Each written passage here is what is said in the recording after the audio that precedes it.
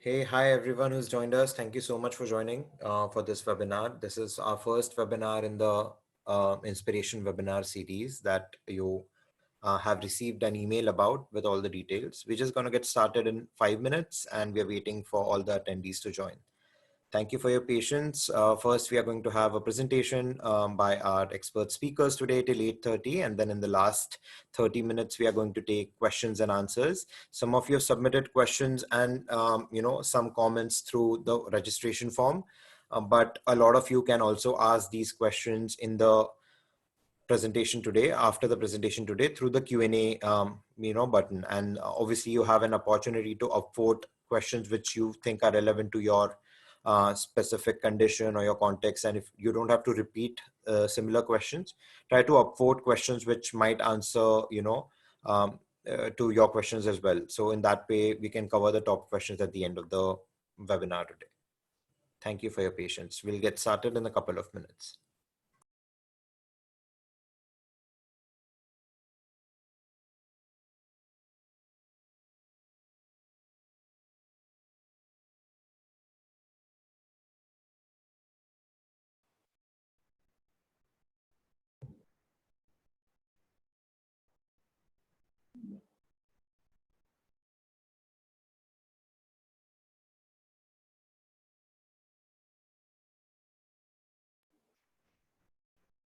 Dhruvi, you would be keeping the same slides, right? Or should I project again? Let's continue with That the would same be thing, right? yeah, I'll stop sharing my screen and then you can start. Or we could have the same thing, right? Okay, Or because then okay, moving to the next slides and all gets tougher, right? So yeah, I'll do yeah. that. I'll do that. Awesome. So we'll get started with our session in a couple of minutes. To people who've just joined. This is Shardul Dabir, the innovation specialist with the JFI India team. All of you know me through this challenge and through my multiple emails that I've been sending you guys with a lot of updates. Sorry for a bunch of emails that were sent in the past couple of days. We actually wanted to convey everybody about the next 10 webinars that are planned for you guys and the tentative dates for them and tentative time slots. I'm saying tentative, they are almost 80% final, but there might be a minor couple changes in those. So please make sure that you visit the Excel link, which is a live link, every time you want to check the latest schedule. I'm going to be adding you all to these webinars, but if you register, you have an opportunity to send in questions as well from the webinar registration link. So that's something you have to keep in mind every time. By default, I'm going to add all the eligible participants for phase 2 to the webinars they are eligible to apply for, which is like 90% of the webinars. There's only going to be one webinar workshop, in a week or so about plant-based seafood, which is going to be only eligible. The eligibility criteria that for that would be people who've taken plant-based seafood category. And obviously, the recording for that would be shared later with all of the candidates. It's just that on the webinar, we need only people from that category for that particular webinar. All right, great. So I think we have great. So we have a lot of participants who've joined us now. I think we can get started and people will keep joining in as and when the time comes. I'll quickly share my screen and basically quickly introduce our guests. You obviously know about this inspiration series by now because we've planned multiple webinars in the next couple of weeks so that you have enough time to incorporate the insights and perspectives that you get from the guest speakers into your 5-page proposals, right? And you've a lot of questions are around what are the next steps. So you already have the draft template of what kind of evaluation criteria we are going to evaluate your proposals on, problem statement, all the way leading to commercialization, feasibility, and all of that, right? So basically, those are the only guidelines from our side, and it's really up to you. How do you want to turn those 5 pages in? And through the coming workshops, like there's a workshop we are planning around design thinking and around business model canvas, so that people who don't really understand how to go on about creating a 5-page proposal can benefit from that. That's with our partner CIA Eco. And you might also be thinking about there are multiple questions which we'll cover actually in some of these workshops, where I just come along and send you a link for a Q&A session about any general questions that you might have, any comments that you might have about the phase 2. Great. So we'll just get quickly started with this webinar number 1, which would give you a lot of insight. Only today on the Slack group, a couple of people were discussing about India specific data and how is it's really missing. And I think I sent a reply to every one of you on the channel that's really true. India is a data dark country, and that's why we today have 2 speakers with us who are experts in this specific area around consumer and market insights, especially for the plant-based meat, eggs, dairy, seafood, and plant-based ingredients categories in India. We have Dhruvi Narsaria, who's a corporate engagement specialist at GFI India team. She's been locally building a lot of insights, qualitative, and also she's working on quantitative insights projects for the consumer market and the overall market size for this sector in India. So I'm sure we are going to have a lot of interesting discussions through this presentation and in the Q&A part of our webinar today. And we also have our other expert speaker, Raja Lakshmi. We call her Raji. She's a consultant for specifically consumer market insights. She comes with a rich experience of, understanding consumer behavior, marketing, especially for the FMCG sector. And she's helping us with some of these market insight and consumer insight projects that GFI is pursuing currently for the India market. Having said that, I think we should get started for the webinar that we are here for. And Dhruvi, would you like to continue?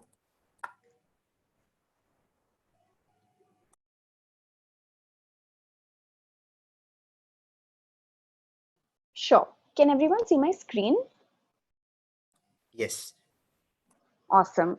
So hi everyone. Firstly, I'm super excited to be e-meeting all of y'all, of course. Also super excited to see the proposals y'all send in. We've been doing a lot of work to make this challenge possible. Shardul, of course, leading it from our end. So we're very excited that it has reached this stage.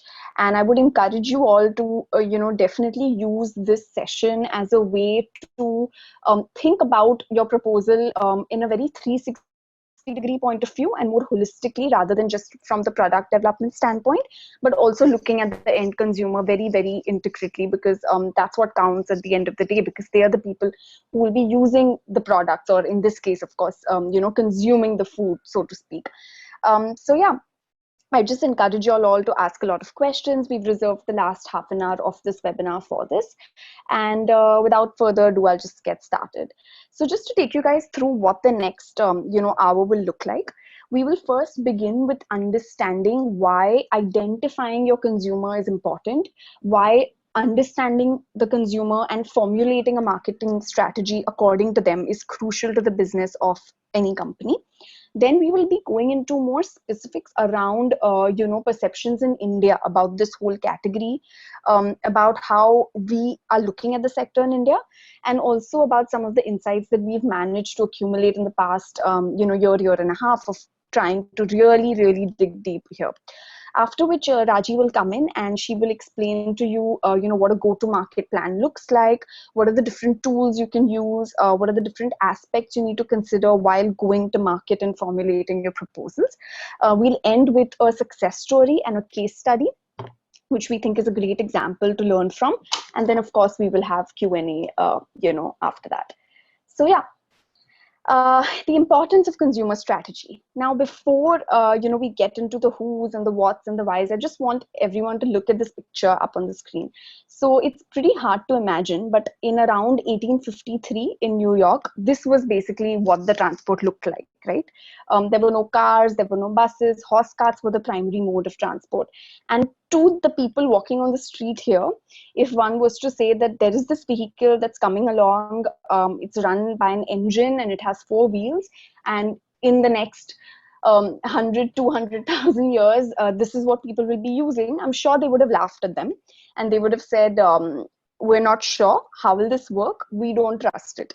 And this was true because when cars were first introduced, people thought that they were the devil's vehicle. They thought this is just impossible, and there was a mistrust associated with the science involved.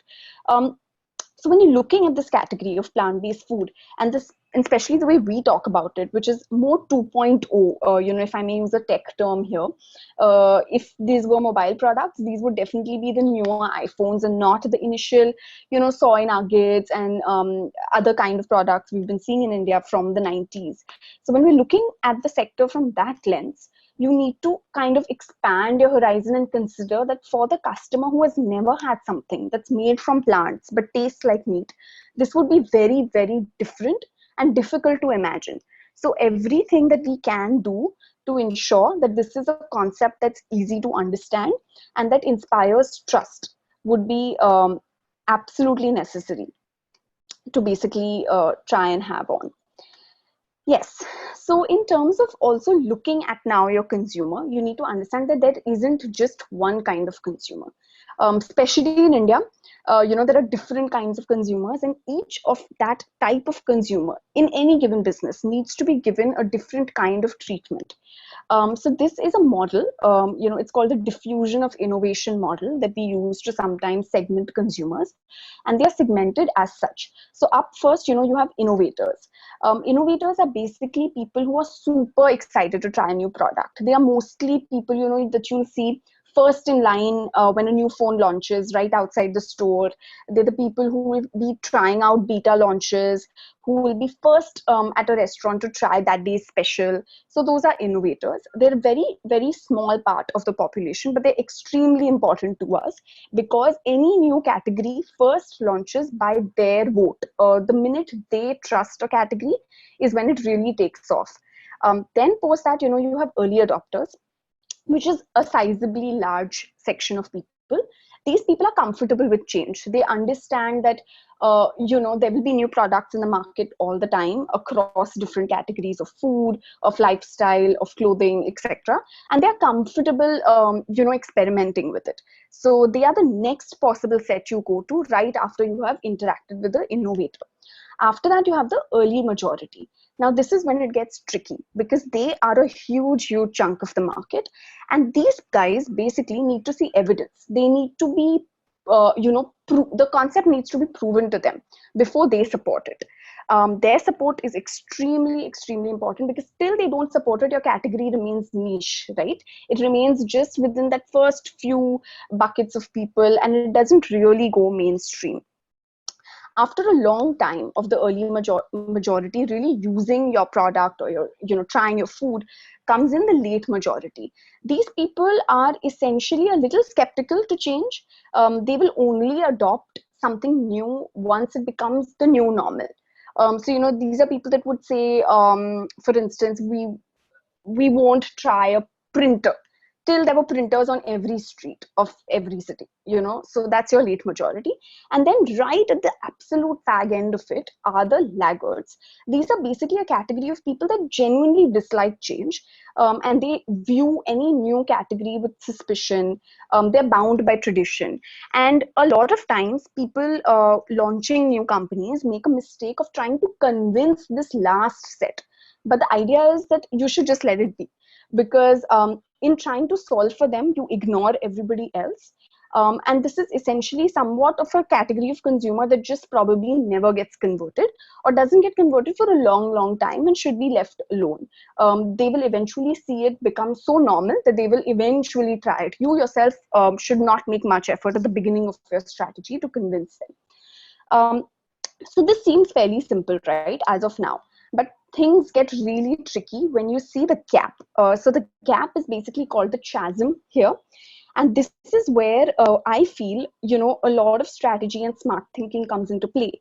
Because like I said, from the initial set of early adopters and innovators, for your product to go from there to jump to early majority is when the most work is needed, because that's where the gap gets created. And a lot of companies that we actually know still cannot cross this gap. So I'll give you an example. Let's look at 3D printers, right? When they were first announced, everyone was super excited about them.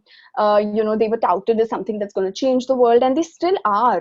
They're used in research, they're used in universities, they're used in labs, but they have not been able to cross that gap, become mainstream. We're all not using 3D printing at home and printing out food or toys or anything like that. A company that did cross it was Airbnb. Right, it started off as something that was very, very, very niche. It was just for business travelers and some renters who were looking at an option, but they did manage to tweak their strategy in such a way that they became synonymous with leisurely travel. And that's where we want to be when we look at the adoption cycle. So that brings me right to my next point, which is why we keep calling this category plant-based, though it is essentially a lot of times vegan products.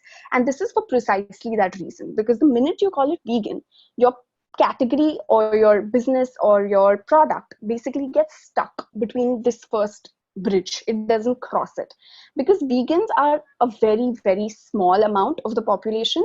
They are people who usually would buy your product anyway. But the minute you call it plant-based, it becomes more inclusive.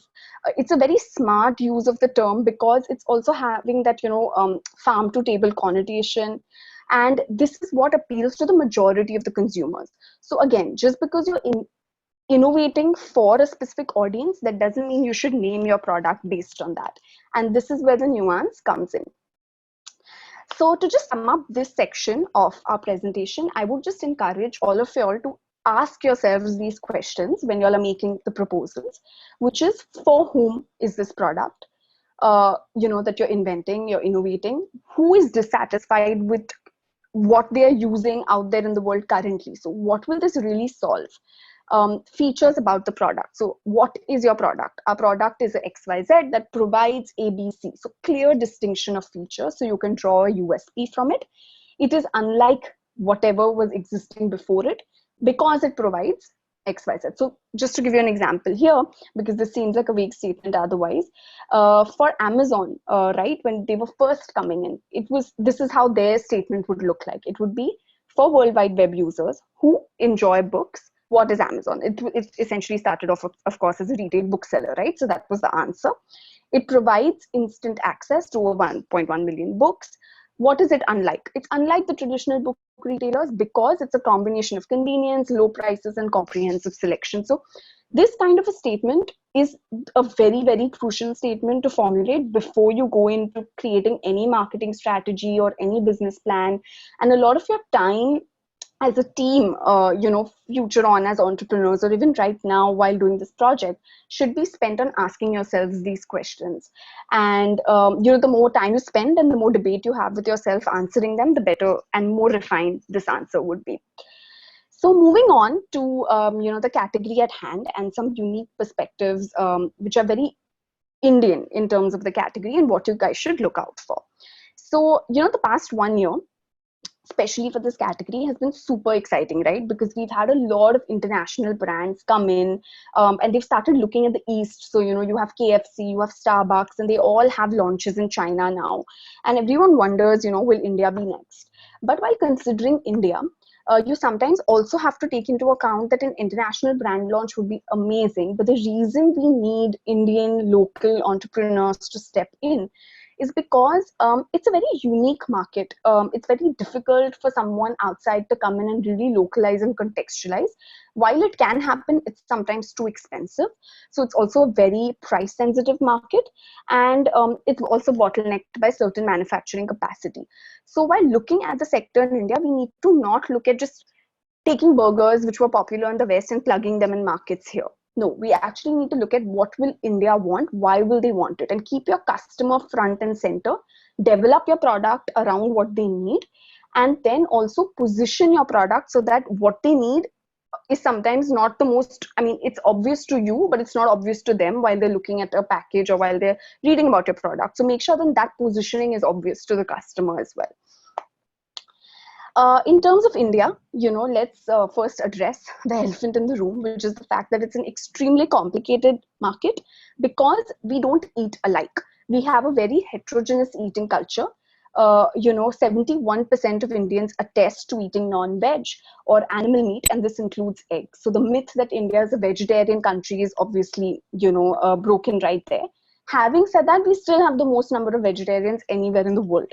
So obviously, this is kind of like a very confusing situation to look at, as opposed to the West, where flexitarians are people who are now giving up meat. Here, flexitarian would have a totally new connotation because by default, even meat eaters are flexitarians. They just eat less meat in any given week because the per capita consumption is really low. So you need to keep that in mind. You also need to keep in mind that in India, there is not just veg and non-veg. There's a spectrum. You have pure vegetarians, you have people who eat eggs only, you have newly converted vegetarians who eat little meat sometimes, you have guilty non-vegetarians, you have hardcore non-vegetarians, and all of this, a person can basically be within the spectrum on different days of the week. So for instance, they could be a hardcore non-vegetarian on the weekends, but they could be like a flexitarian on, through the week, or a pure vegetarian with their parents through the week. So we need to first acknowledge what we are dealing with before we move ahead. And this is what it is. We're a spectrum, we're very diverse. There are some things that are common though, and that's good because that gives us a pattern. What's common is that chicken is extremely universal. It's the most consumed protein in India. Affordability, along with the fact that it doesn't have any religious attributes to it, make it a very popular protein. The other thing is that some parts of meat, certain formats are preferred in different parts of the country. So one example is that bone preparations, meat with the bone is preferred more in South India as compared to North India. So those are just some things to highlight right there.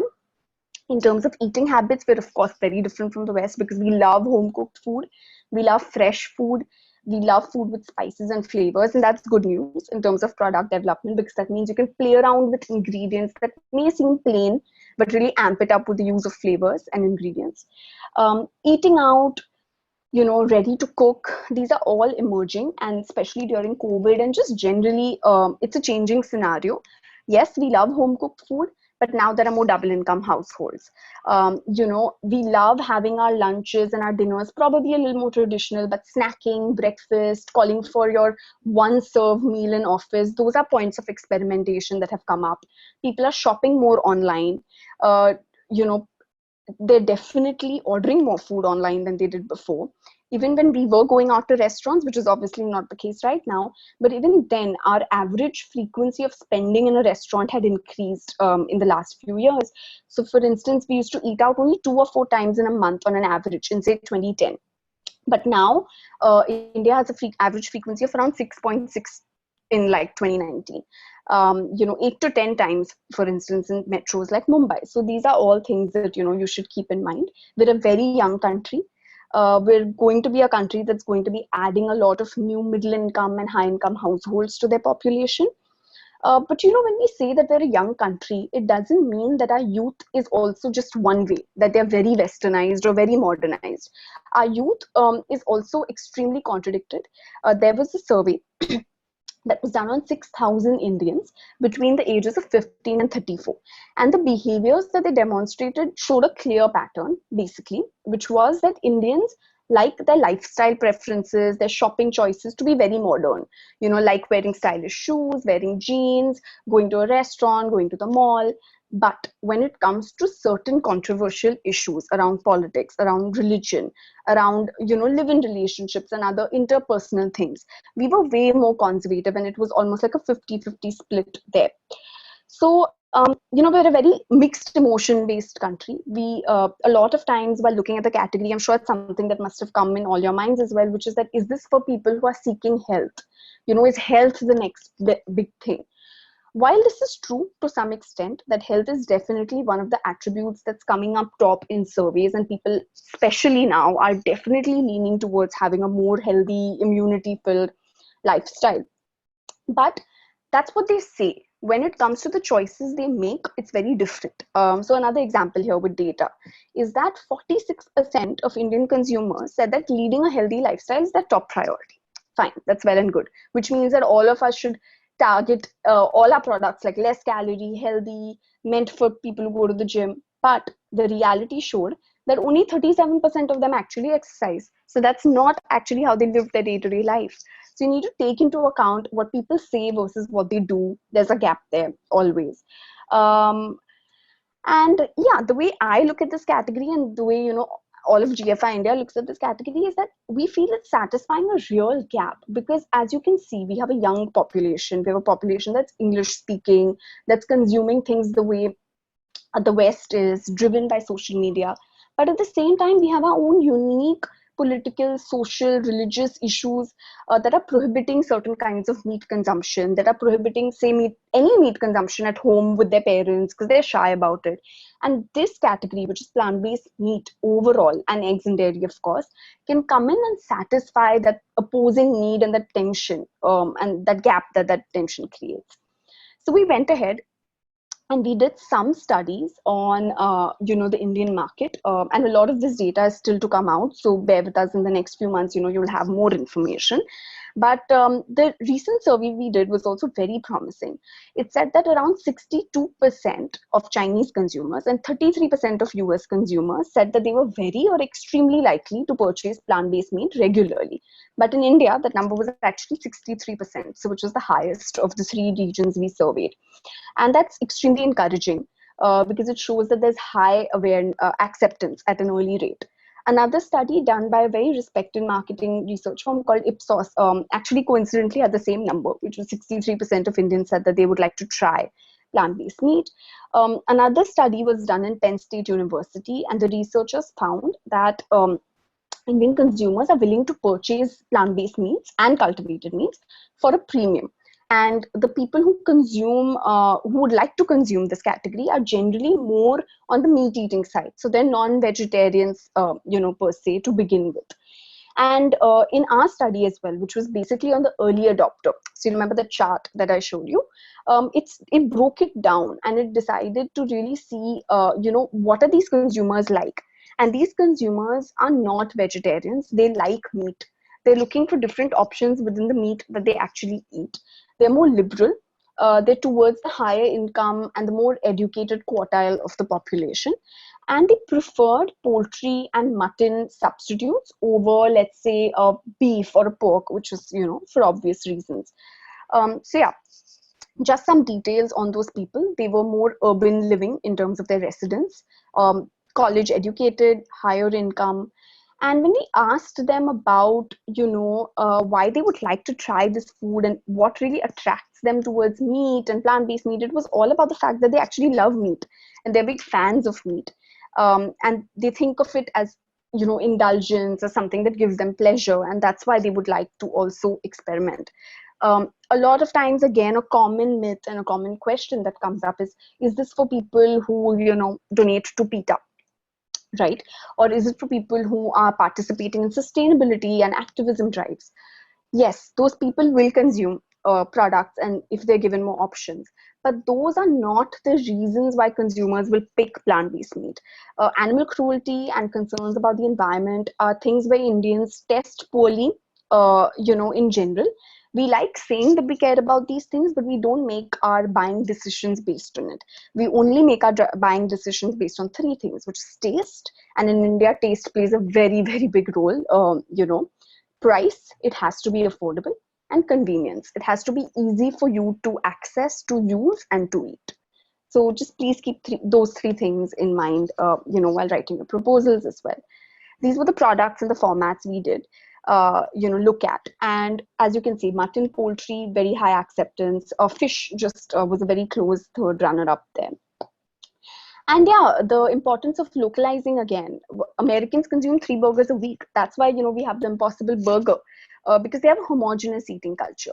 But in India, you need to really think about the options you have. There's keema, there are curries, there's biryani, which is like the topmost higher delivered dish all the time on Swiggy surveys and Zomato surveys, even through COVID. So you have to actually look at the advantage you have while playing in a market like India, which is that you have so many formats to actually look at for diverse innovation. Where are we at right now? So some popular brands have already started offering a veg protein option, like Subway does. You have the Kathal biryani, which is a jackfruit-based biryani, which is kind of like a nature's mimic of meat because it feels like meat in terms of its texture, being very popular during the months of Shravan. And this is what our options are looking like currently. As you can see, they're sort of reminiscent of an older style of packaging. We're really not at the 2.0 stage yet, but I think we're getting there. right? There have been new companies that have announced their presence. There has been, a company that's been doing very well, which is selling plant-based meat, which is Good Dot. So it's about to go mainstream, and it's a really good time, I think, to start considering the sector as something very, very serious within the food space in the years to come. I just want to end with giving you guys a little bit more context on the most recent surveys we did around meat, around food, and we did a lot of workshops to actually get these insights. So please do make use, of this slide right here. And one or two things stood out here for me. One was that fragrance, when it comes to meat and meat preparations, is very important. So making sure that your product has that attribute of good fragrance for meat eaters is key. It again reiterated the fact that this category is, after all, for non-vegetarians primarily. It said that, meat in India, it's part of the meal. It's not the whole meal itself. And I'll tell you where that difference comes in. So, say you have a product like let's say it's a plant-based chicken, nugget, or a plant-based chicken patty. Now, if you want to sell it like a kebab preparation, it's best to say, here you go, you have something that, is a plant-based chicken. It works very well for your kebab cravings, rather than saying this is a grilled plant-based chicken nugget. So you see the difference there. You need to really evoke in the consumer's mind the dish that this will feature in, and not just talk about the meat piece itself. Food is all about being modern today. It's about driving aspiration. It's become the new interior decor. When you call people home, it's the first thing you want people to talk about. So keeping all these things in mind, keeping in mind that individuality will stay important. The fact that it's all about guilt-free indulgence and less bad food. So not just health, but a little bit more healthy, but still tasty. So drawing those nuances and those distinctions will also be key here. So yeah, I'll end my section here. I'll stop sharing my screen, and Raji can take over, and we can go through the go-to-market plan.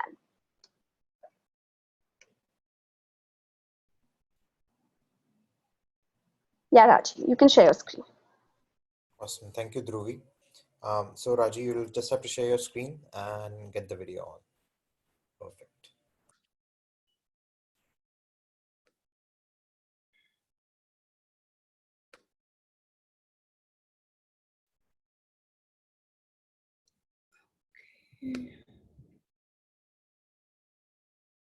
Can you see my screen? Yes. Awesome. Okay. Okay, thank you so much, Dhruvi. That was really insightful. So we've seen a lot of insights right now. So what are we going to do with all of those insights? So how are we going to use these insights to get into the market? So here comes the go-to-market plan. So what is a go-to-market plan?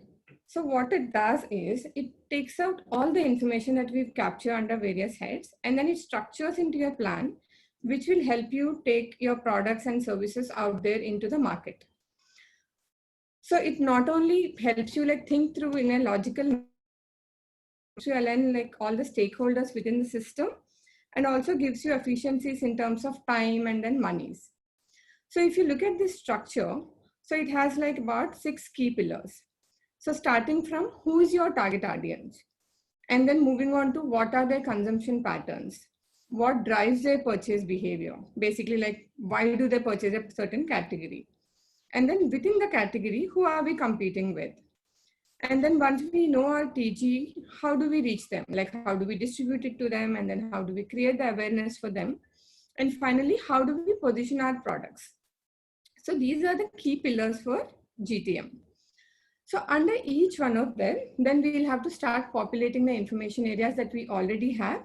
And in this way, we'll also be able to identify the information areas that we don't have, so that we can go out into the market and put together our consumer learning plans or validation plans, so that we can have the entire set of information that we need before we go out into the market. So I'm not going to get into a lot of details about each one of them, but I'm going to quickly run through each one of those heads. Starting with who's our target consumer. So for any category, I think the first central core of any business plan is to identify who is your consumer that you're going to target. like we have seen in the earlier section where we've talked about the diffusion theory. So you're going to start with, say, early adopter and then move on to the further segments. So depending on the evolution of the category, so you will have different sets of segments. Like suppose something like a category which is like at a mass scale, say anything in your home care or your personal care, say right from your detergents to your toilet soaps or your toothbrush, which has wide penetration. So you have multiple target segments. So, but for some categories like ours, especially plant-based meats, or say something like an insurance sometime back. So these are the categories which are emerging. So these categories would start with the early adopters and then slowly move on to the other segments. And then in this process, so they will become mass at some point of time. So here, when we look at our target audience, so the 2-3 key questions that we should answer for ourselves is, who are these guys? And then once we know their profile, where exactly will you find them? Like in terms of like what is their geographies which you will target, and then what is going to be their potential size. So these are some of the key questions that you will need answers to. So looking at the profiles of the early adopter, I'm not going to deep into this because we've already seen it. So the early adopter is somebody who's young, somebody who's highly educated, and then they have higher incomes and typically living in urban areas. And as Dhruvi has already mentioned, these are definitely not your vegetarian consumers. These are the guys who are omnivores and then who are high in eating meat. So they almost have a higher meat eating frequency. So when you look at where are you going to find these consumers? So typically when you look at this profile of this audience, so they coincide with say the top 10% of the households today, the early adopter segment. So now when you know that they are the top 10% incomes, so we'll have to see where are you going to find them. So as per data, so almost like 1/4 of them, 24% of the top 10 income households live in the top 8 metros. Maybe so these consumers could be your first target audience in the early adopter segment. So if you have to answer, so how am I going to know what is going to be the potential market size that I'm going to look at? It's a simple formula. So how many are going to be your potential consumers and what is going to be the average revenue that you're going to get from each consumer? While the equation looks simple, so there's a lot of data points that one needs before arriving at the market size. So like when you see the grid below, so one needs to know what is the kind of awareness that the category has, how many people are going to consider buying this category, and how many people are going to try it. So the trial is also a factor of where all it is available, what's the price points, and what is the product range. And once they've tried, how many people are going to repeat it. So the repeat is going to be a factor of whether they like the product or not, and then whether they think it is affordable. And then finally, loyalty. So these are the consumers who are totally sold on your product, price point, distribution, everything. So they are going to continuously buy your product. So you will need data for all these points. Along with it, you also need to have certain factors like these consumers, how frequently are they going to buy your product? And then each time they buy it, how much are they going to buy? And then how much of price like it's going to be. So using all these data points, one can arrive at the market size.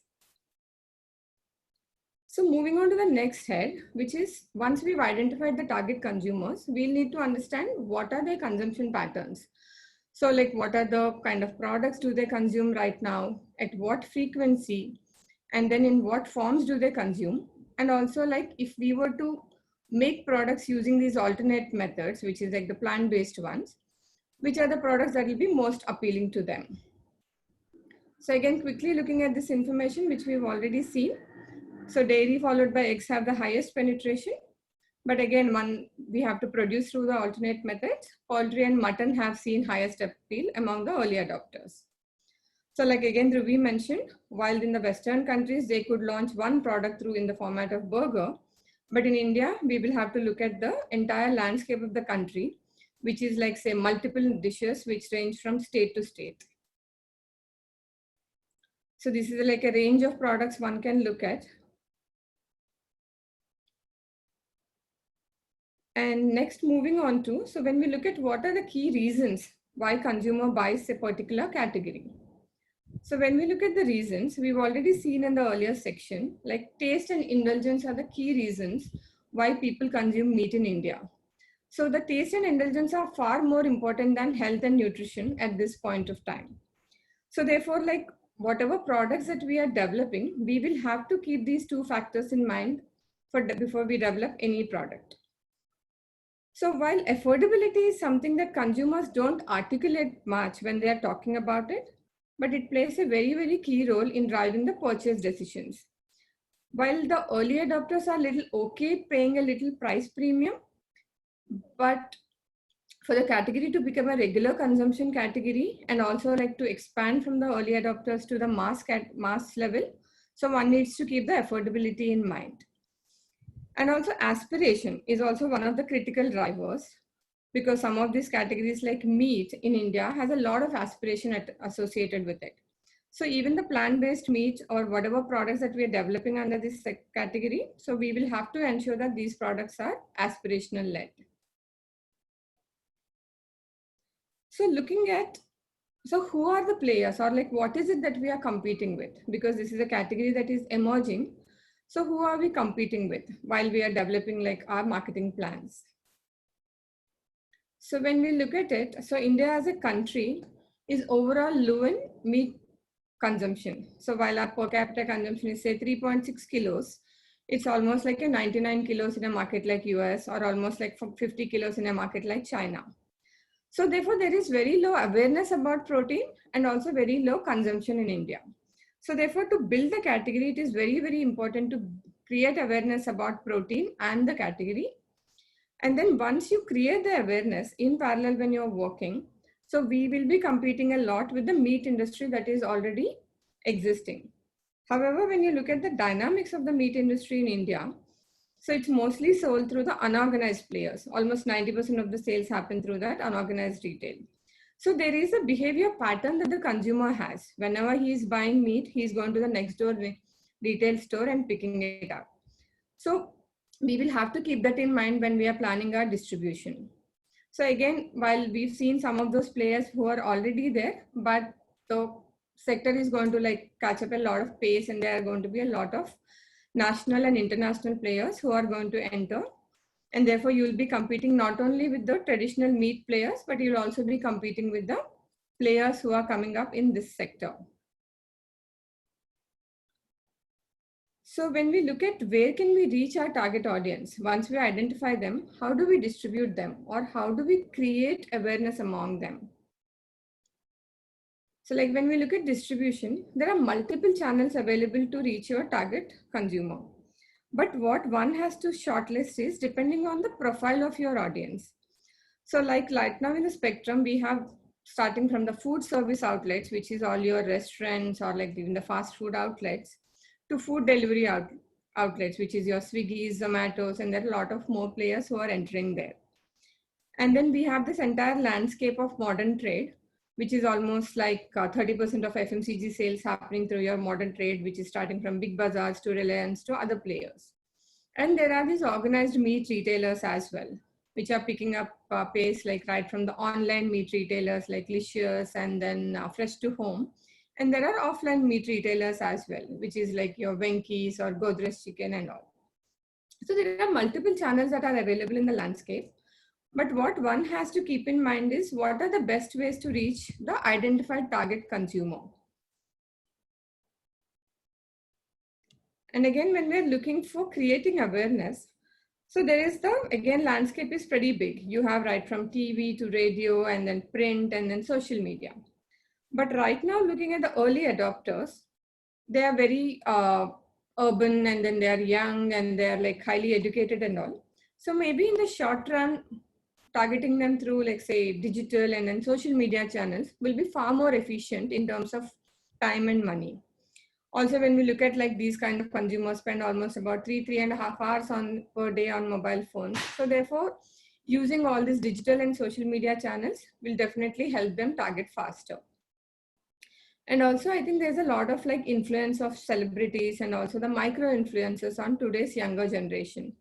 Therefore, we can try and use some of them to create awareness. So, and lastly, how are we going to position the category? So like we've seen some insights from Ruby's presentation, which is in terms of like the guilt-free indulgence or like making it the new decor, aspirational and all of it. But there are 2-3 key points that one has to keep in mind, which are also the learnings that we've got from the developed markets where there are a lot of product launches that have already happened.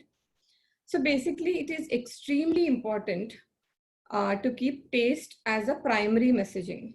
So whatever we are talking about, we'll have to position it around taste, flavor, indulgence, and like having those meaty flavors. And also I think it helps to develop products, first of all, which are like recognizable and which has a wider acceptance and relevance. Say like, which was burger for the Western categories. But when it comes to India, maybe that product could be kebabs, that product can be biryani or like some other product. So we'll have to identify those products which are relevant and which are widely accepted. So those are some of the key heads for GTM. So I'm not going to run through this summary. So under those heads, apart from the information that we already have, whatever are the need gaps that we have to reach out to the consumer. So these are some of the testing or learning plans that one can go through. So right from the beginning where you would do like a concept test or an idea test with the consumers. And then once you finalize the concepts and ideas, you could go to the consumers and test your products. And then you could test your pricing. So one has to test the packaging and the labeling. So understand like in terms of how do consumers perceive different kinds of packaging and labels. And then different kinds of positioning messages or like the branding and then messages. Or the other type of testing is like basically doing some kind of like pilot launches. So be it like taking one test market and launching to see how the product performs before you go for a launch of like much bigger markets. So these are some of the tools that you could use before you enter into the market. So I'm quickly going to run through one of those case studies that we've got from the US under the similar heads of the go-to-market strategy that we've seen before we end the session. So what I'm going to take you through is the case study of Impossible Foods. So this is a company that was started around 2011, and then they had their first commercial product launch in around 2016. So within a span of around like 4 years, today their estimated revenues are about $130 million US.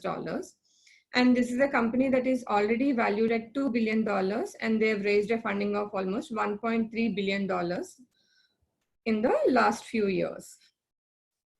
So if you look at what have they done in the market, so similar to the pattern that we have seen, so these guys have started with the early adopter.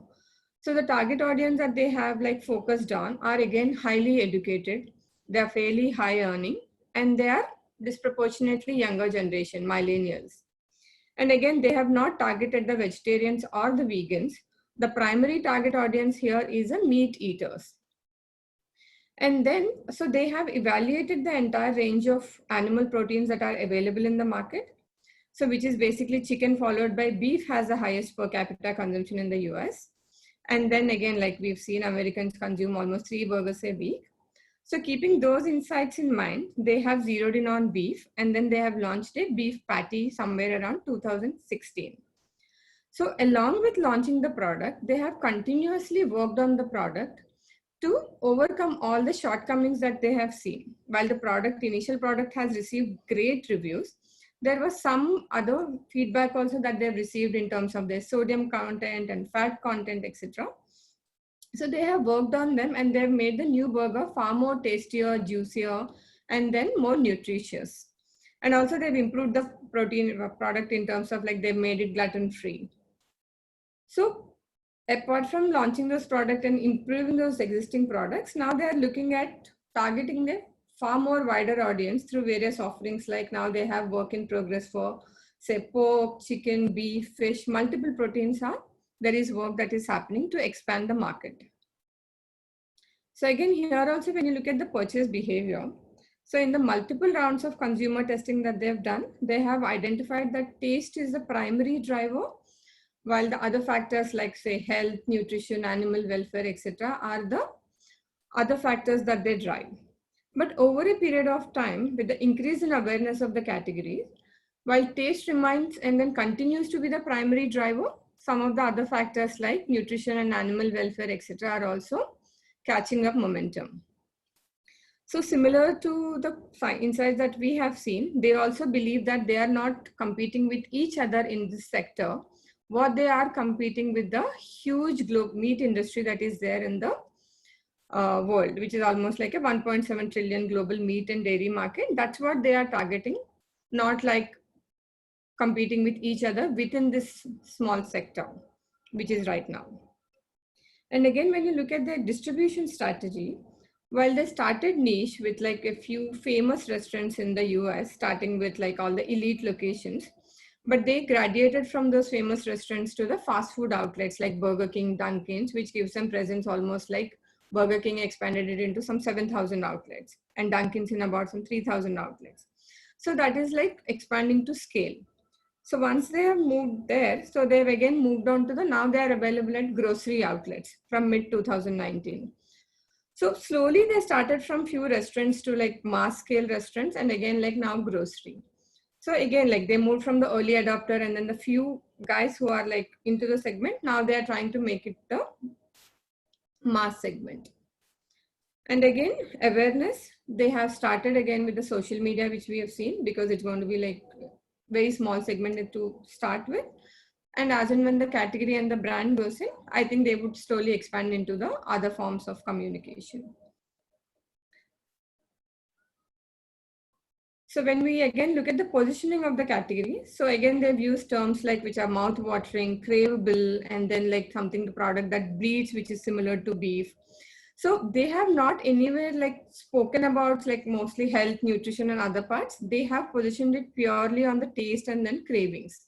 And the kind of imagery, if you look at it, the kind of burgers or the shots and all, so which also like evokes that kind of emotions in the consumer once they are looking at various products on the menu.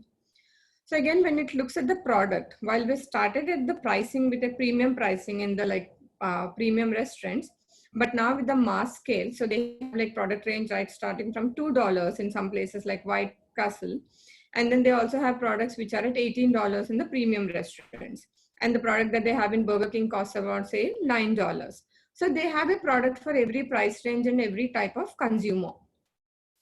So again, if you look at their own words, their chief communication officer, so right from the beginning, they had this vision where they will start small with some like the early adopters or the niche segment, and then slowly, and then they're going to make it more mainstream and mass market. So I think that has to be the vision for all the players or like any brands that are looking at the category. So that's all from my side. So I think we can start with the Q&A.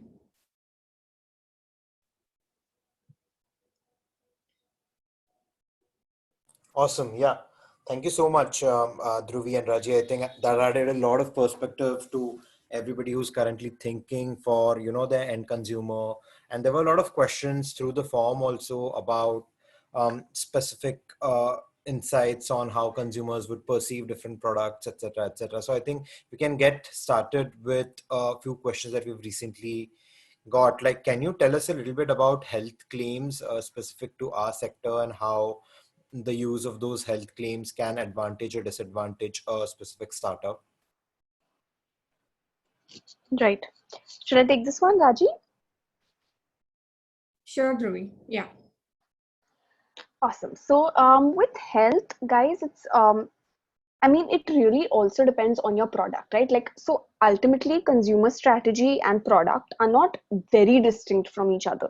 So if your product is on the healthier side of plant-based meat, and there are some, there's a brand, I think in New Zealand, which basically only has 7 products, including water, within their main offering. 7 ingredients, including water, in their main product, basically. So in that case, of course, they're going health first. That's the primary audience. But if you want to go mass, like Raji said, taste is key. That's what you need to sell on.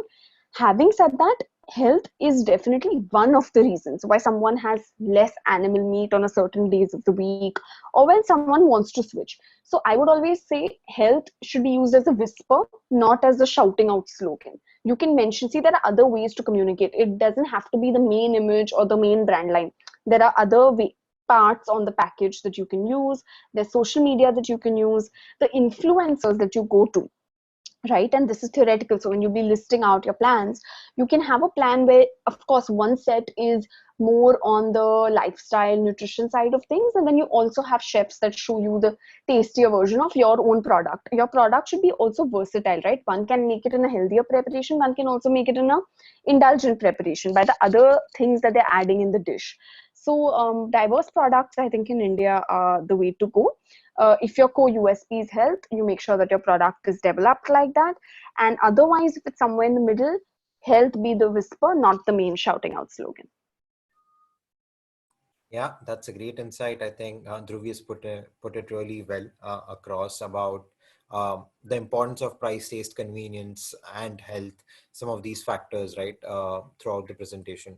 Some of the questions were around people who are looking to create B2B solutions or ingredients or equipment plans, who are not necessarily creating products for the end consumer, who are not B2C but B2B. How do they make sense of today's presentation, and any tips for them to kind of, use these insights for their own marketing or own understanding of the end consumer?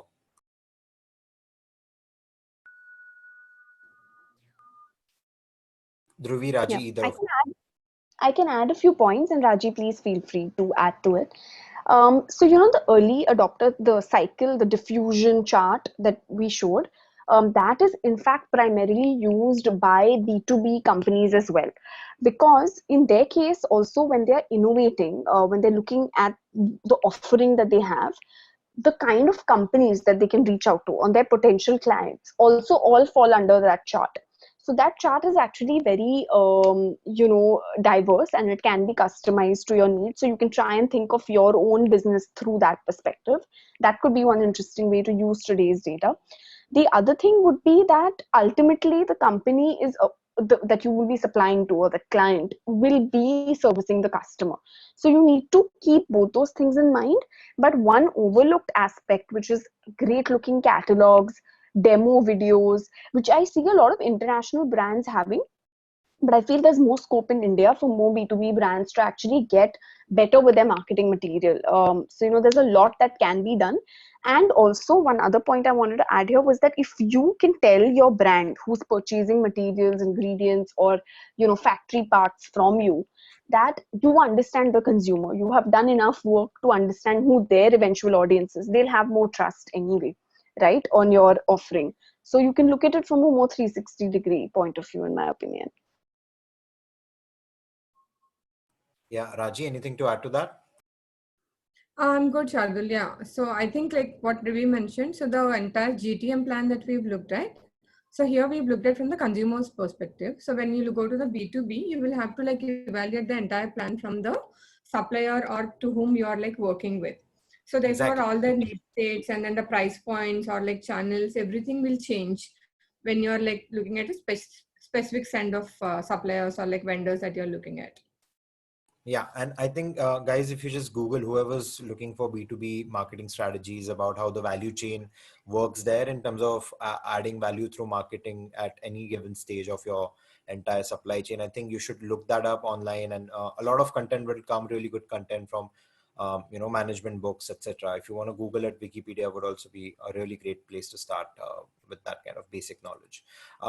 I think people had some questions about the study, where the data is that 63% of Indians are um, likely to buy plant meat. So I'd also suggest you all, basically, this is one of the consumer papers that GFI did. I strongly recommend all of you to go back and read the original paper. It has a lot of insights. There were a few questions around demographics and what was the age group for which these surveys were given, all of that. And take a look at the original findings so that it helps you develop thinking for your own solutions as well. Right? That's just an answer I'm going to quickly answer. Some people are, so on the note of marketing, I think some people are asking that can they add relevant video links in their 5-page proposals, etc. So see, the end goal is to evaluate your 5-page proposal on the evaluation criteria, like I've conveyed many times.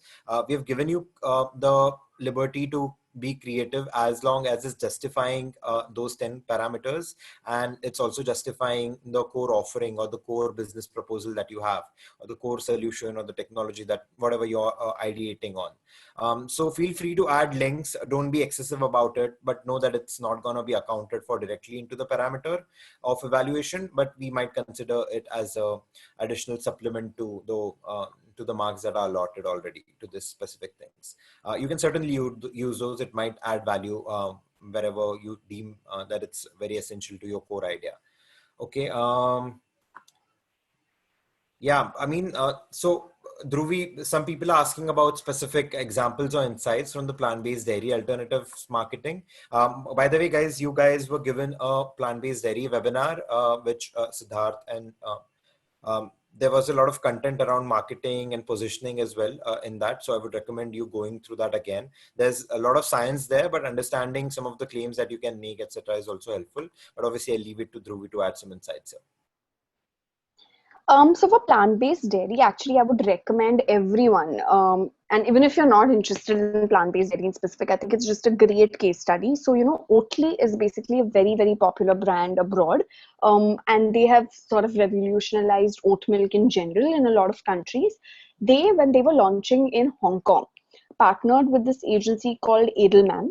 So you can actually look up both those words and see the work that they did there. They essentially invented a word for plant-based milk in that particular place, which was Hong Kong, because it didn't exist otherwise in the script, in the language that they were using. So they did some really interesting work on that campaign, and I think that could be a good example for you guys to look at. Yeah, that, and I think I've shared only today with you guys a link to webinars that we do for the GF Ideas community at large. And there's a very good webinar with Good Milk where we have their founders, Abhay, talk a lot about these insights for plant-based dairy area. So definitely watch that. It's an hour-and-a-half long session. It'll add a lot of perspective if you're doing something around plant-based dairy. And obviously the plant-based webinar conducted by Siddharth is also something you should definitely revisit. Okay, quick few more questions. Dhruv, you want to take a few of these? Or?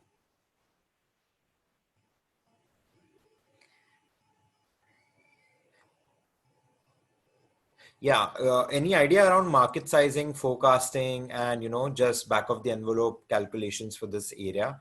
How people should include some theoretical data in there? And I know that largely that data does not exist, so we are also trying to build a lot of those insights. So any tips there? I'll let Raji answer because she's been working with us on this. Certainly, Raji, please. So we don't have, like I've shown you in the presentation, so there is a structure using which we can arrive at the market sizing for whichever category that we are looking at. So which is basically identifying how many are going to be your potential consumers, and then what is going to be the revenue that you're going to get from each one of those consumers. So it's a simple equation which will give you the size of the market. However, to arrive at that size, there are a lot of data points that one needs. So in terms of, okay, today, how many people are aware of the category? So out of the people who are aware, how many people are willing to try the category? And then even it's trying also. So once they try it, so are they going to repeat the purchase? So multiple factors involved there. So which also depends on the kind of supply that we have right now. So for one to have to try those categories, you will need to have a lot of supply in the market as well, which we don't have right now. And there's a lot of data points that are missing right now because there is not much of work done in this space, which I think GFI right now is trying to work on those data points to get them. And then again, we've said what is the quantity of these products that one buys. So what is the frequency, and then what is the quantity, and what is the kind of price. So one has to use all these products and then arrive at the market size. So maybe you can take at the assumptions in terms of what is going to be the market size and then arrive at that. So right now we don't have any market size. So one has to arrive at that market size. Yeah, exactly. The reason I was smiling was because of this, that right now, actually, there are no numbers that you can anchor to.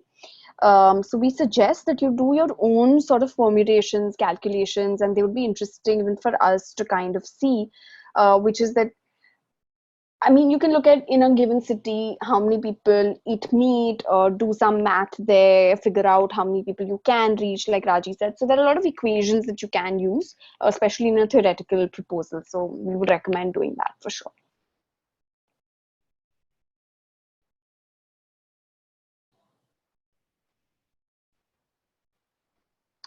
Yeah, thank you so much. Would you like to take any of these questions from the Q&A section? I'm just going to fix my internet real quick. Just give me a minute.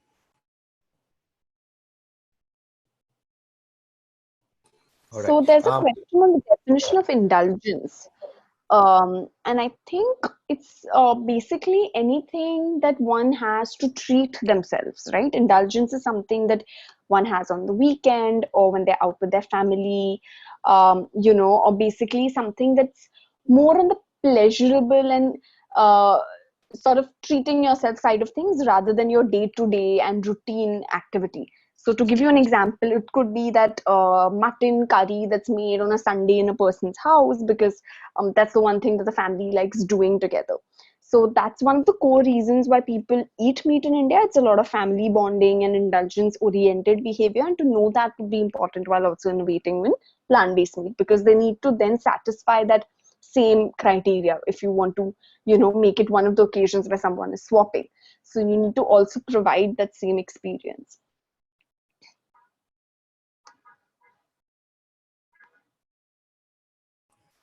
Yep. Varun, would you like to add any perspective? No, I think this has been great. There's a question in the Q&A about distribution channels. So Indra asks, in India, where 90% of the meat sector is unorganized and are now not found in supermarkets, unlike Western part of the world, how do we distribute our product? Was this question answered already, Shardul? No, you should answer it. It was just next, yeah.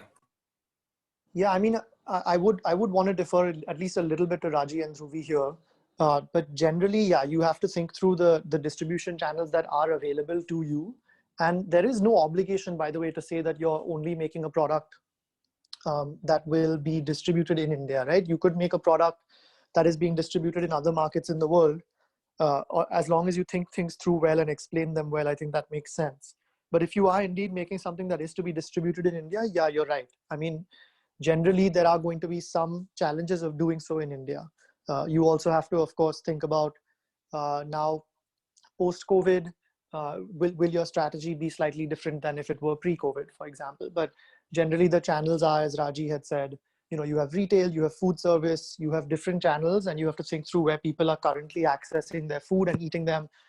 You're right that in the US, Beyond Meat basically created an entire category when they insisted that their product gets served next to chilled meat. So you had beef and then you had Beyond Beef right next to each other, which created a great example in the consumer's mind. It created great category awareness in the consumer's mind. But yeah, you'll have to think about all the things that affect retail, affect distribution, affect food service in India, and act accordingly.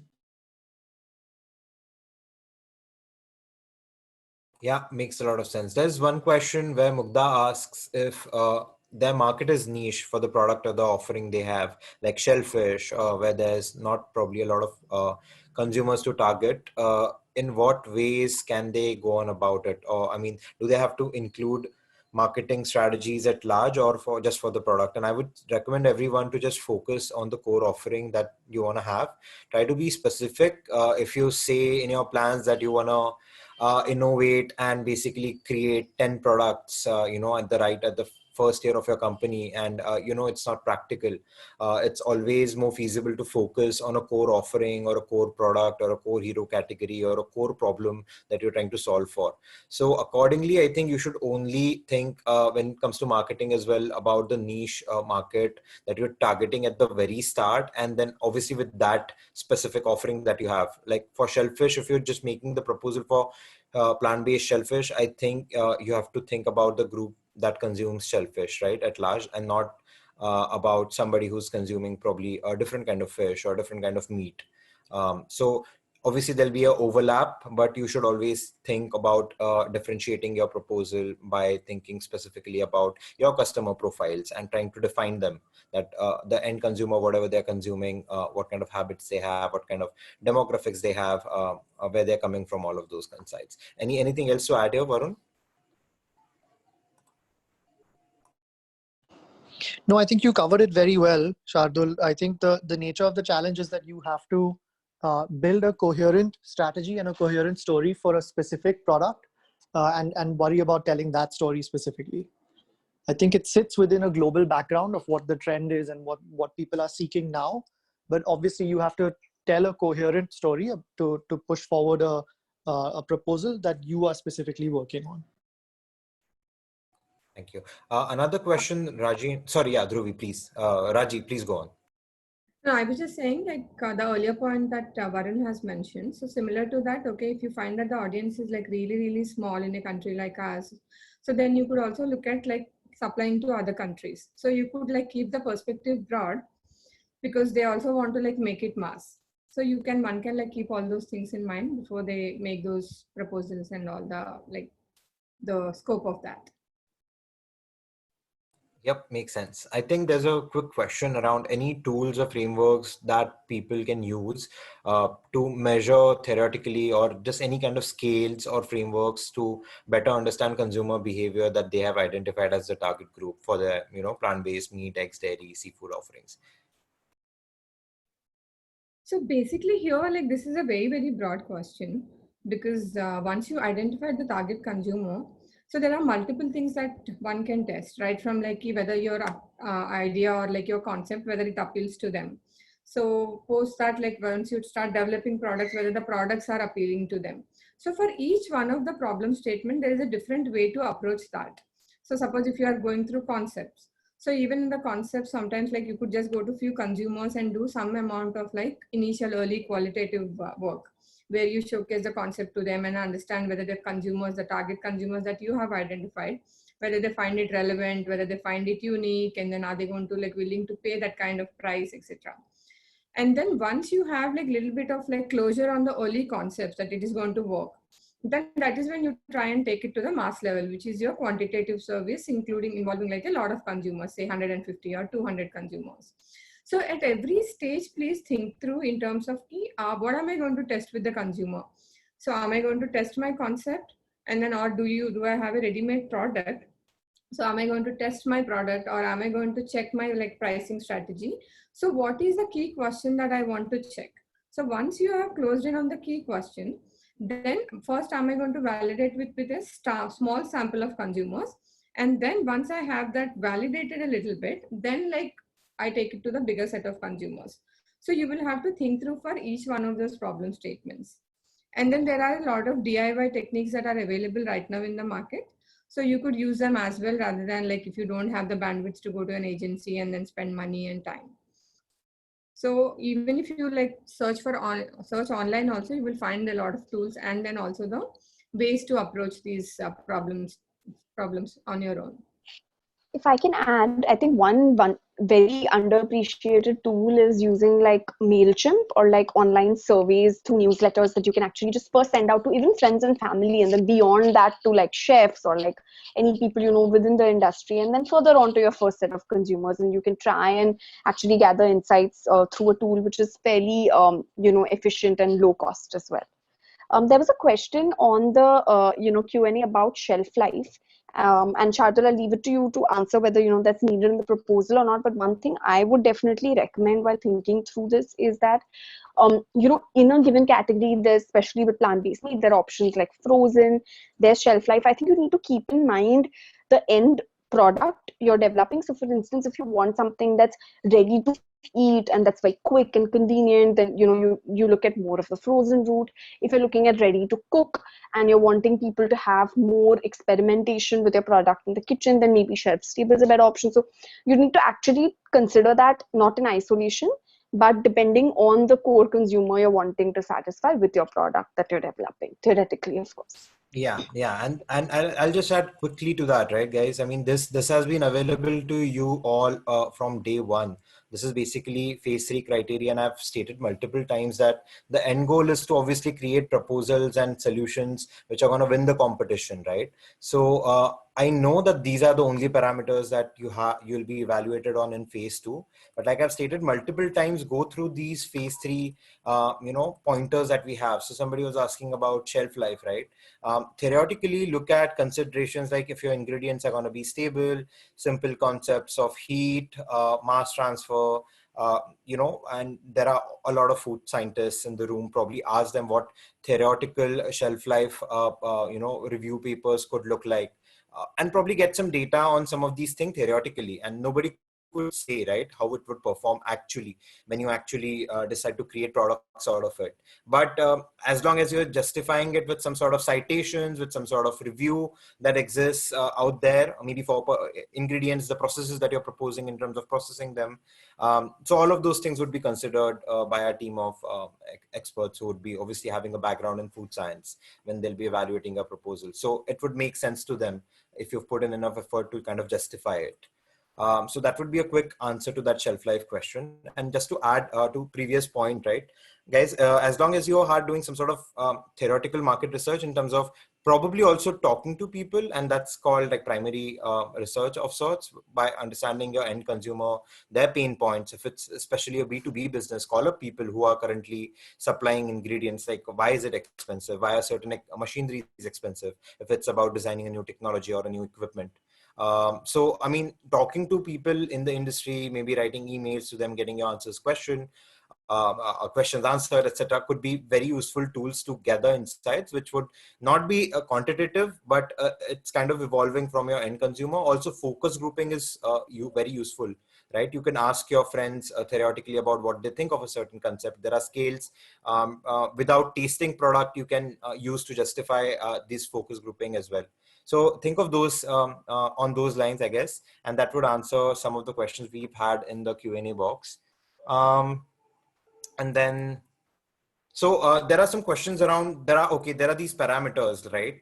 And again, like how, I'm sorry, Dhruvi and Raji, I'm just going to quickly defer to this point again. Like, okay, these are 10 parameters, but 8 parameters, but how do we really go on about including specific content or bullet points under those? So that's the whole point. That's really up to you. We are going to have workshops. We are going to talk about some frameworks like business model canvas, like design thinking principles, which would help you do this a little better. I have sent you the schedule today, the one with CIACO would define that. So obviously wait for it until you finalize your proposals, and there'll be enough time to incorporate those insights into your own proposals as well. I think those insights would complement the insights you've received today. So the whole point of this webinar series is to derive what you can from each specific topic and then tie it up into your 5-page proposal. All right. I'm sorry for the digression, Dhruvi and Raji. We'll get back to some of these Q&A. So, Shardul, there has been questions around, marketing a product that's not common. And also there was another one on basically doing this for the first time in India. And I'd just like to refer back to that, horse cart and that whole example about, yes, this is revolutionary. This is very new. And that's why you need to kind of start small and do a lot of experimentation. Like Raji mentioned, even Impossible and huge brands like that have gone back in the second version, in the third version, with a lot of changes. So when you're innovating in such a new field, it's important to understand that there will be certain revisions and pivots that you'll have to take. The other thing is that a lot of times, and I know this may sound a bit odd to hear at first, but one should just think about it a little more in the sense that the consumers don't always know what they want, right? I'll give you an example of pasta, and I refer to this example often. But now we get pasta in, supermarkets. ITC, being a huge mass market brand, sells it in a packet.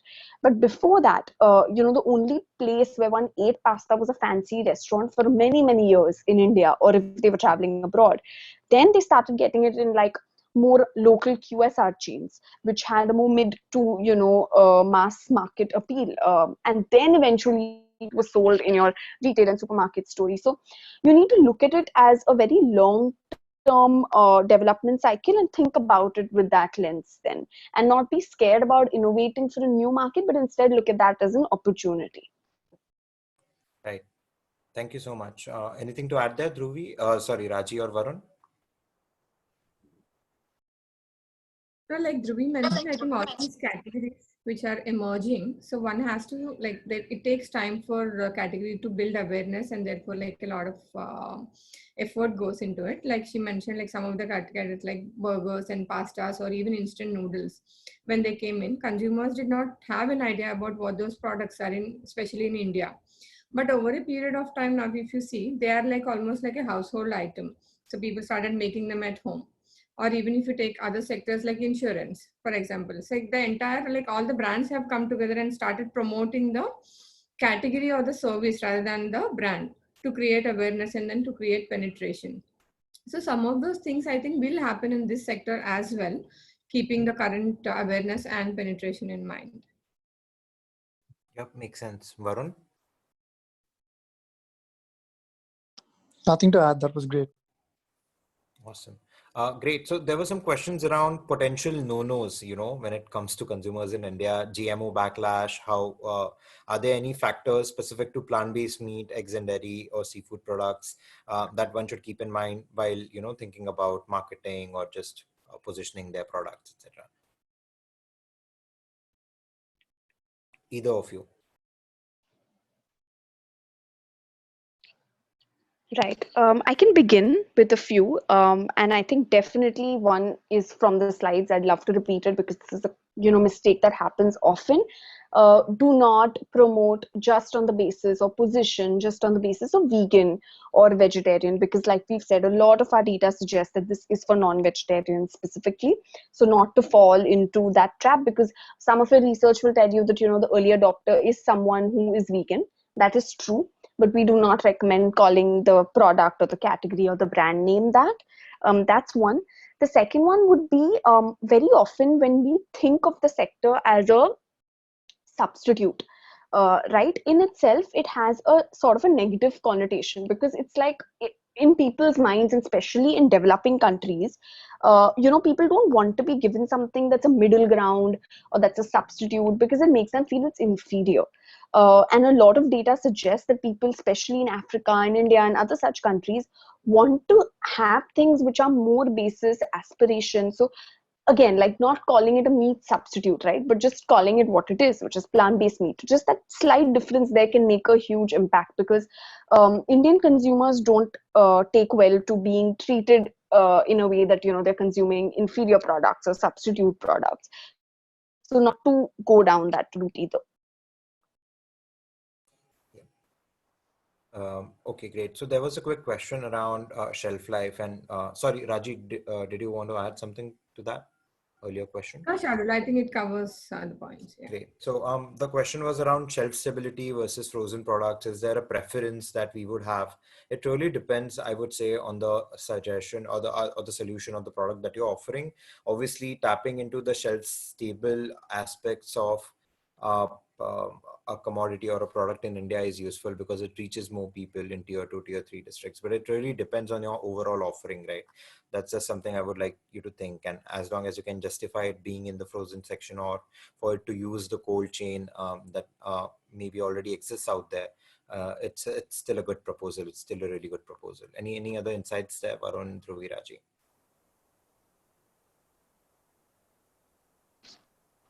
Nothing from.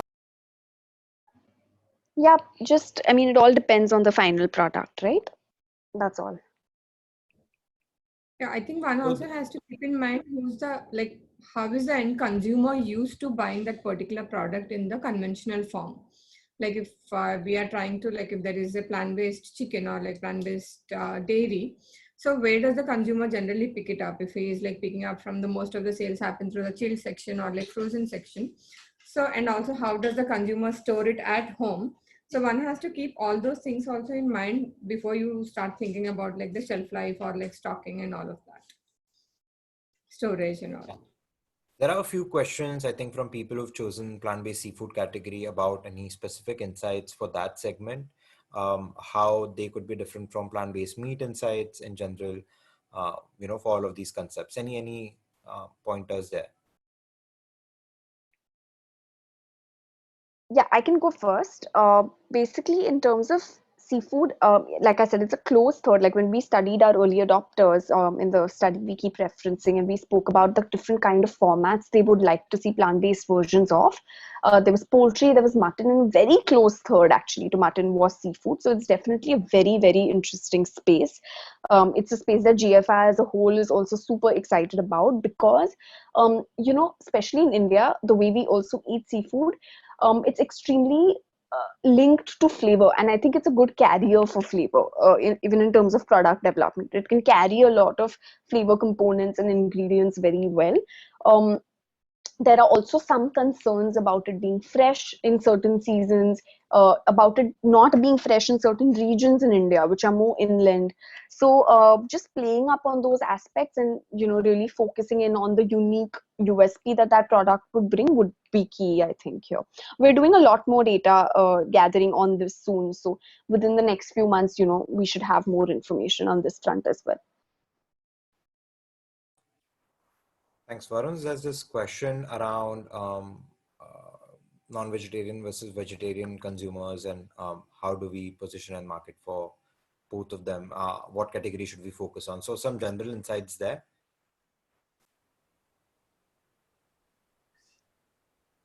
So I think globally also what we have seen is typically the consumer who is interested in this category is somebody who is like a non-vegetarian consumer. But these are the guys who are trying to cut down on their consumption. So they haven't seen much takeoff. Like, I'm not saying much takeoff, but I'm saying globally, or like even in India also, while we have relatively more proportion of vegetarians, but we really at this point of time do not know the kind of acceptance among these consumers, because the early adopter profiles that we've done also, almost 80% of them who had higher purchase intention and then higher willingness to try came out as a non-vegetarians. So if somebody wants to develop products specifically for vegetarians, I think one needs to test these concepts with them to try and understand the appeal. Or else otherwise, I think broadly the consumer who is an omnivore and then who has higher meat eating frequencies are the primary target consumers all over. Yeah, same point. There's a famous saying now that's been made popular by Y Combinator. It's basically make stuff people want.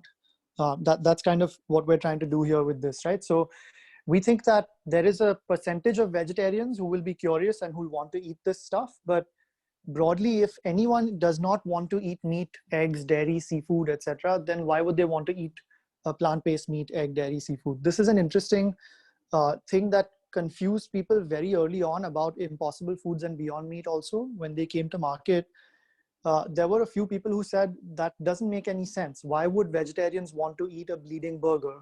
And they were right. Vegetarians did not want to eat it. It was meant for meat eaters. And that's how they became extremely successful. So yeah, I mean, I think that there are many kinds of foods that will be protein rich that will appeal to vegetarians, and they will grow on their own in the country and in the world over the next years and decades. So tofu, tempeh, other types of foods, but that's not what this challenge is about. That's not what we are all about right now. Yep, I think just understanding the last point is very, very critical for all the participants. It's that the evaluation criteria and the questions, like I keep saying it, keep referring to the phase 3 evaluation criteria and tie those insights into your phase 2 criteria. The end product is obviously, you're innovating for plant-based meat, plant-based seafood, plant-based dairy, plant-based eggs. So obviously you have to really replicate for all of it, keeping in mind price, taste, convenience, which has been conveyed time and again through all of our resources, because that's just proven all over the world in developing countries and developing economies as well, comparable to India, and similar logic and correlations have been holding multiple times through multiple consumer research reports. So we are really confident about those insights. Great.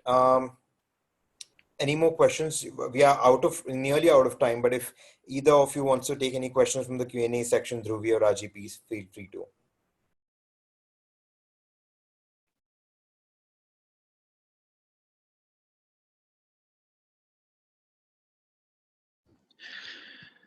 Yeah, I think there are a couple of questions coming in about how do we conduct consumer insights work before even having a product. Yeah, we're not expecting you to conduct consumer studies before having a product. The point of today's seminar was simply to give you insights into what is already known, what's already out there, and we have a pretty good sense of what kinds of assumptions generally ring true. So, I mean, I would say do as much research as you can, continue to reread and read the materials, and I think you'll come up with something that will be very solid. You don't have to conduct an original consumer insight study from scratch. A lot of this was educational rather than encouraging you to do the same. Yep, I think that kind of rounds it up. Theoretically, like we discussed this when Varun had dropped off, basically focusing on any pain points by talking to relevant stakeholders, understanding and drawing comparables from similar examples in the real world, etc., are some other techniques to get there. But obviously, you don't have to go out without a product. You cannot really do most of it. But think of theoretical scales and any other frameworks that you might use. Great. I think this was a very, very useful webinar overall, and I'll send the recording of this in a day or so to all the participants so you can rewatch it and, encourage your teammates who could not join us today to, watch it as well, because everybody perceives all of these insights differently. So I would recommend all the team members and all the teams to watch it and just take the poll that I floated so that we kind of understand how your experience was in today's webinar. And thank you so much for joining us. If there are any other major questions, you can keep asking them throughout this webinar series. I've already floated the schedule with all of you. Like I said, just to reiterate, I'll be adding all of you by default onto this webinars so that you get a notification in your emails about the specific time slots that they have been booked at. And you can basically block them in your calendar so you don't forget to attend them. Thank you so much for joining us today. And thank you so much, Dhruvi. Thank you so much, Raji. Thank you so much, Varun, for joining us and sharing your insights. I'm sure the contestants have found this useful and they're going to take it and apply it into their 5-page proposal. Have a great night, everyone. Bye. Take care, everyone. Thank you. Thank you, Shardul. Thank you, everyone.